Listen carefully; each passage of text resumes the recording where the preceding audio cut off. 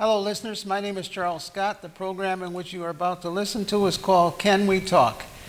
We come on the air once a week, and we have quite a bit of informative information that we try to share with you every week as to what's happening in the real estate market, and also to give you some personal tips so that you may get ahead in the market and have an idea of some of the coming trends. First of all, this week has been kind of exciting in the real estate market.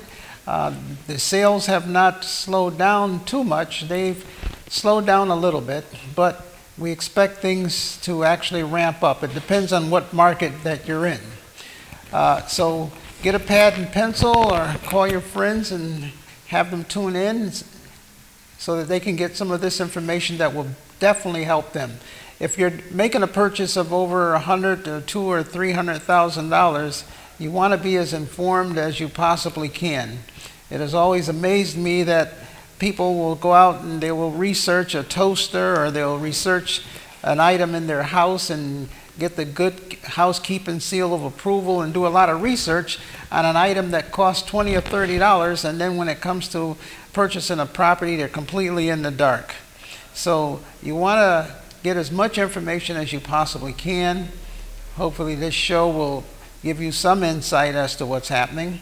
I've been in the business now over 37 years, and I sell real estate throughout the state of Connecticut, and you might want to take some notes as I said. The market has slowed down a little bit. As you remember, during the summer, there's multiple offers on most of the properties, more than 4 or 5. It's not uncommon to have as many as 8 or 9 offers on the same property. And most of the properties are selling above asking price, and that's what you call a seller's market. Right now, it's slowed to the point of where instead of 7 or 8 offers, there's 3 or 4 offers on the property.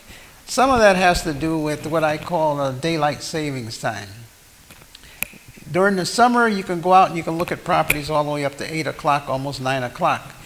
But now that we're in the winter, December, it starts getting dark at around 4:30, so it sort of cuts down on the amount of traffic where people are going out looking for homes. So here's how you plan your strategy. In Connecticut, a lot of the homes are being sold to a lot of people coming in from out of New York. And the people coming in from New York, if they get out of work at 3 o'clock, by the time they get to Connecticut, it's depending upon where they are coming from, the Bronx or Brooklyn, it's at least 4:30, 5 o'clock during the summer. Well, now when they get out of work, it's dark. So the people that would normally be flowing into the state buying up a lot of properties, they're not able to do that unless they come in on the weekends. I find that we have a lot of bookings on the weekend. Everyone wants to see a property on the weekend, and that's including some of the people that live locally. And when you buy a house, the appraiser's got to go out and look at the house. The inspector's got to go out and look at the house. So remember, they can't inspect the roof or look at the exterior if it's dark outside. So that sort of changes everybody's schedule. Everything is being changed around. So how do you take advantage of that? Well, if you live locally and you're looking to purchase a property, if you get out on your lunch hour, it doesn't take much to view a property. At the most 10 minutes. You know, it doesn't take a long time to view a property, because after all, you set up the appointment, you go in, you look at the exterior. Maybe from looking at the exterior, you decide that it's something that you don't want right off the bat. Going into the house, you look in the house and you can see the inside, the kitchen. Maybe the kitchen's too small. You know, most of the women, when they go into a house, they know right away whether they want the house or not. The kitchen's too small, closets are too small. I can tell you all of the normal complaints. The house is dated. It has carpets. We want hardwood floors.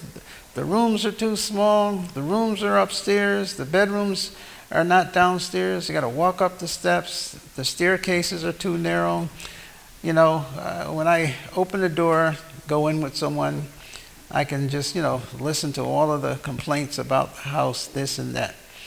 So like I said, if you're looking to purchase a home, it doesn't take too long for you to decide whether or not this is the house for you and whether or not you want to go any further.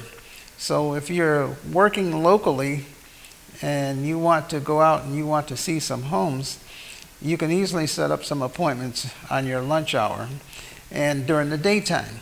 This gives you a jump on people that are coming in from out of town or people that have to come at a far distance. So you're able to walk around and look at the property. Now, if not, and you're not able to do it that way, you can do a lot of what the people are doing from out of town. They do a lot of virtual tours where they can look and see most of the items right from the computer. Or maybe before you go to work in the morning, do a drive-by the neighborhood. You're going to find out that in this market, the buyers are going to have to do some work on their own, and that in order to get an advantage, because everyone gets a computer, and people that have the computers, they can look and they can see the property right away. So you want to have an advantage and get the drop on the other people before they're able to come and look at the property by riding around the neighborhood, get familiar with the neighborhood, go on the internet, get familiar with the property, find out as much as you can about the particular property, and this will give you the advantage. One of the things I wanted to talk about today is that how you can get the advantage in finding some properties that other people are not aware of, because it's a very competitive market out there. A lot of offers on the properties, and if you have not bought a house and you're looking to purchase a property, please be fully aware of prices. In other words, if you have not looked at homes for the last 10 years or 5 years and you're coming into the marketplace now, it's a totally different market. Be prepared to bid, and be prepared to bid high if you want to purchase a property in this particular market. If you don't want to buy a house and you just want to sit around and wait, and people say, oh, things are going to change, things always change. But in real estate right now, because of the supply and the demand and the shortage of housing, we don't see prices going down at all for a long, long, long time, because you don't have a lot of real estate out there for sale, and you don't have a lot of materials to build the homes. You see what's happening in the grocery stores. The shelves are empty. There's a shortage of supplies, a shortage of everything. We have the same situation in housing. There's a shortage of things. So how do you get an advantage? Well, like I tell people, if you wait to find the perfect house, unless you have a lot of money and unless you plan on building the perfect house, it's going to be very difficult for you to find the perfect house. And I'm just going to be honest with you. It's going to be very difficult unless you have a lot of money and a lot of construction knowledge to build the house and land. Because what happens is all the homes are different. Different sizes, different shapes. And what a person has in their mind is they want the perfect home.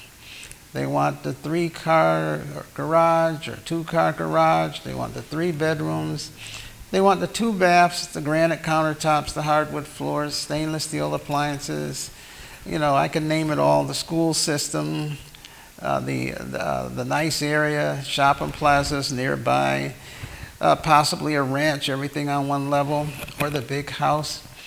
And what happens is the more you start adding in there, the more money it costs. So maybe you're qualified for $300,000 or $200,000, and when you start adding up all those things, that perfect house is $500,000-$600,000. So if you don't have the $500,000 or $600,000, then it becomes frustrating because you're chasing the dream, and that house may be out there, but the real estate agent is only going to show you homes within your price range, or that you are qualified for by the letter that you give him.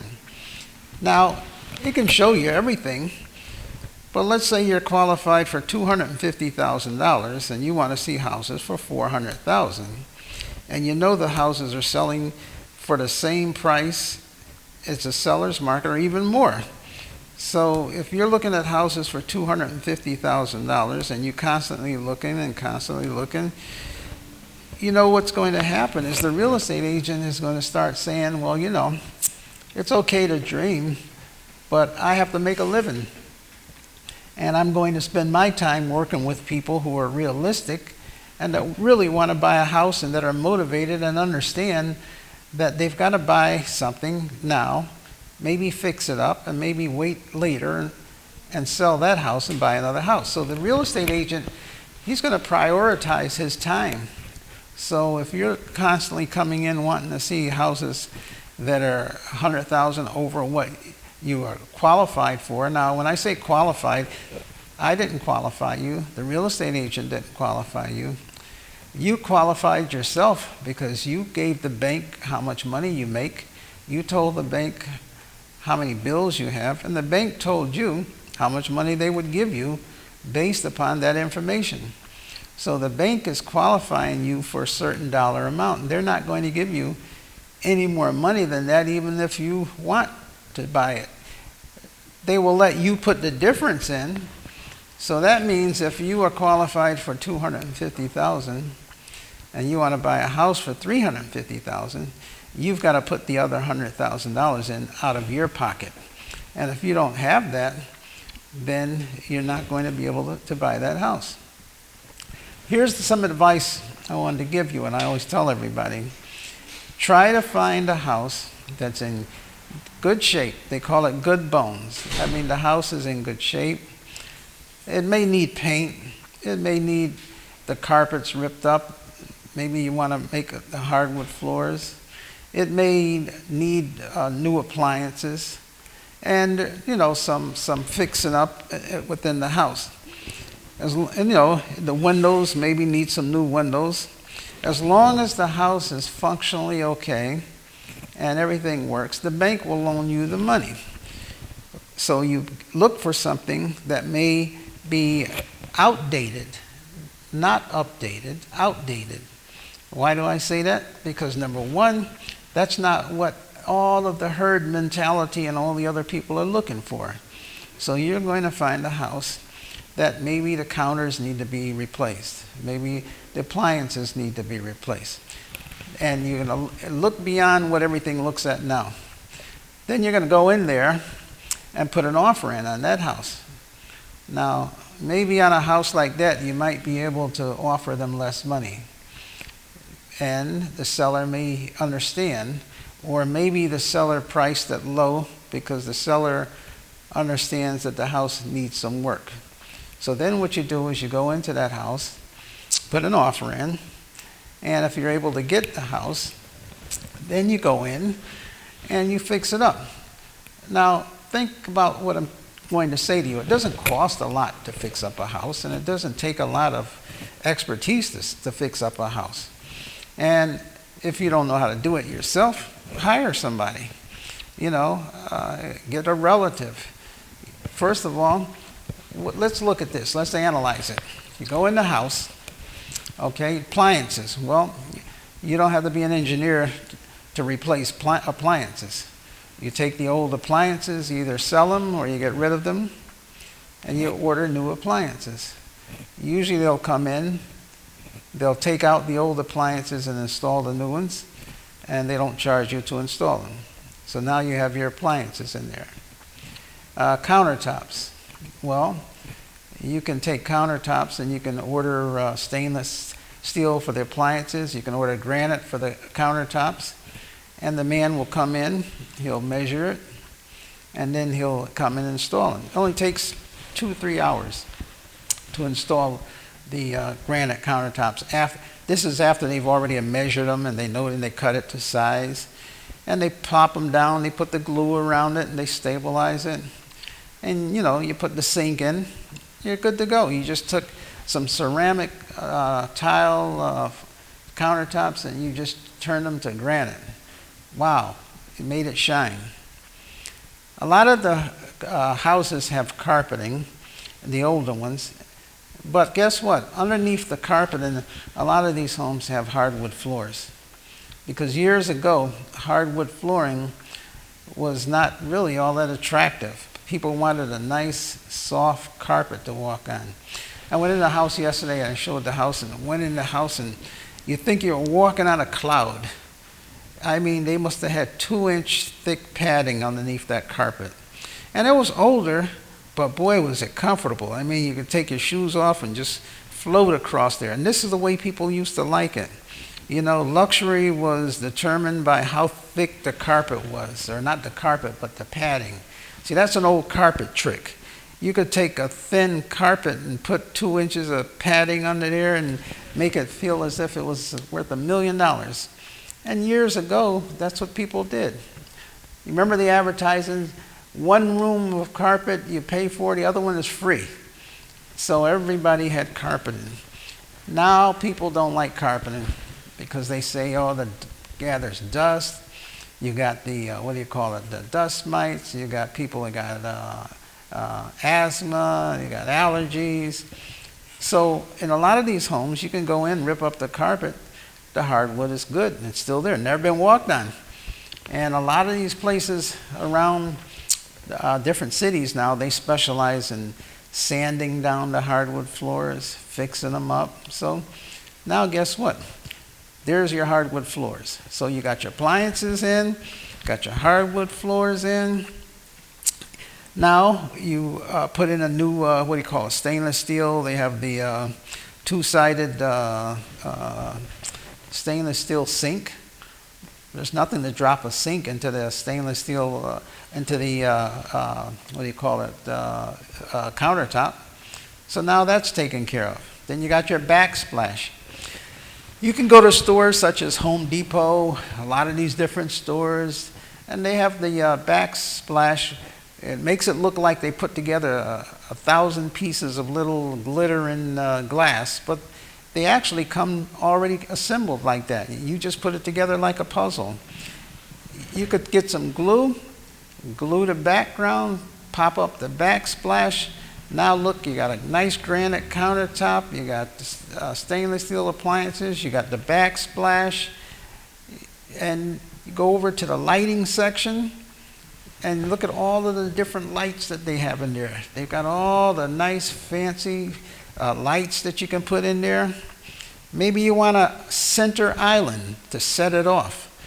Well, years ago, you had to go out and buy this or build a center island to put in the middle of the kitchen. Now you go out and buy it, it's already together, you bring it, they put it in a box, they open the box, boom, you pop it in the middle of your kitchen, done deal.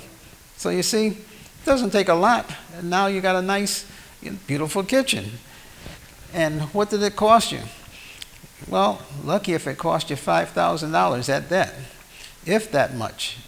And you've just transformed a dated kitchen into a nice modern kitchen. Do the same thing with your bathroom. You know, people open the door and I listen to them and they look at the bathroom and they say, oh, look at this bathroom, this needs a lot of work, blah, blah. And I'm thinking to myself, that's not a lot of work, but I gotta be careful because I can't say, well, this is, I don't want to make it seem as though I'm trying to oversell them on the house, but I'm trying to really look out for their own good and look out for their pocketbook because I know what they're looking for is going to cost a lot of money, and they're just going to keep looking and looking and looking and chasing the dream when the dream is sitting right in front of them. You go into the bathroom, you even see these advertisements now where they will come out, measure the bathtub, and it's a one-piece encampment where they just come in and drop it in over the other bathroom. Voila, brand new bathtub, shiny, everything. Put the hot and cold water pipes there and shower, and there you go, brand new bathtub. Same thing with the walls. I like, sometimes people don't like wallpaper, but I'll tell you what, there's some designs out now in wallpaper that'll blow your mind. If you put it up in the bathroom, you do all of the walls and everything, you don't have to spend a ton of money going around and customizing the walls. You can go to places that you can buy, or even online now, the beautiful silver and blue design with squares, and you can really take and put that up in the there's nothing to it now. I remember when I was a kid, wallpaper was the craze. You know, I used to help my mother, and we would get all of the materials and all of the gook and mix it all up and slide it on the walls and slide a wallpaper here and there and try to match it up. And, you know, it used to be fun, really. Now, it's simple. Now, the wallpaper comes with the backing already, like, it's almost like taking a stamp. You know, your mail stamps, you used to have to lick the stamp to put it on the envelope. Now you just peel it off and stick it there and throw it in the mail. Same thing with wallpaper. It comes with an adhesive on the back. All you do is unroll the wallpaper and put some water on it, and boom, stick it right to the wall. And it's easy to measure it and put it together. And all your walls look really, really nice. If you want to go further and you want to get the background, you know, places like Home Depot and all of that, the squares, you could do the whole bathroom over. And if you want to put a vanity, they've got all kinds of vanities. The vanities start at $99 and up. So you could put a vanity in there, you could change the toilet bowl, change the bathtub, put lighting, put the mirrors. It doesn't take a lot of money to do all that. You could do the whole bathroom over for less than $1,000. So kitchen, we've spent $5,000, bathroom, we've spent $1,000, we're in it for $6,000. But you know what? It amazes me. Someone will do that and put a price tag on that same house for $50,000 more, and the people will go in and say, oh, this is what I've been looking for. It might have cost the person, the flipper, maybe $10,000 for the whole house, and now they just charge you $50,000 for something that cost them $10,000 that you could have done yourself within a matter of a couple of weeks and had $40,000 of equity in that house. So I'm just telling you that this is what you got to think about. And to make it easier on yourself, rather than chasing the dream and chasing that perfect house, this is the type of thing that you want to do, so you can make it easier on yourself. Because maybe 5 or 6 people looked at that house before you, and they saw something different. When I look at a house, that's what I see, what it can be after you've completed it. And also, you get more joy in knowing that you did it yourself. And you know, the biggest excuse I get, I don't have the time. I don't have the time to do all that. But guess what? You got time to go to work to make enough money to pay that extra $40,000. How much time did it take you to make the extra $40,000 to pay that person? You might have worked a whole year in time to pay someone else to do what you could have done. So either way, I would rather spend 2 weeks and do the work myself than to work a whole year to pay somebody else to get the same result. So it's a matter of, yes, you have the time, but do you have the imagination? And you can go and you can, online today, you can go on a computer, you can go on online, you can look up all of these different things. The computer is amazing. They can even take and overlay everything so you can see exactly what it's going to look like. You don't know how to do these things? Guess what? Go to a place like Home Depot. They have classes on Saturday mornings where they teach you how to do these things free. And they have a whole line of people in the room, and they're showing them how they can do this. And hey, they want to show you how to do it because they want you to buy the supplies from them. Lowe's, all these different stores. So what I'm saying is that have an imagination and see what you can make the property into, not what it is, you know, right now. What's that going to do for you? Well, you're going to have a lot of equity. Say you buy a property for $250,000 and you put 10 into it. Now the property is worth $300,000. So right away, the property is worth more money than what you paid for it. Here's another thing that you can do. Let's say once you get, you know, and it depends on what your threshold is. Let's say you want to buy a property for even less than that, and you really want to do some work to it. Remember, the bank will not let you, in most cases, if you're going FHA, you can't buy a fixer-upper.